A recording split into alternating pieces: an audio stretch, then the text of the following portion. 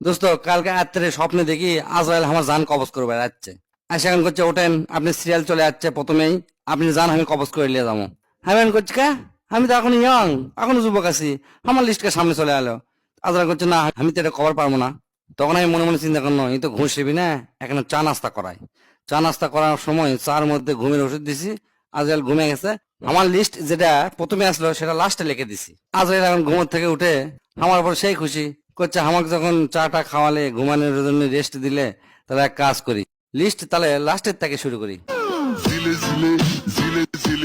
দোস্ত, কালকে রাত্রে স্বপ্নে দেখি আজরাইল আমার জান কবজ করে বেড়াচ্ছে।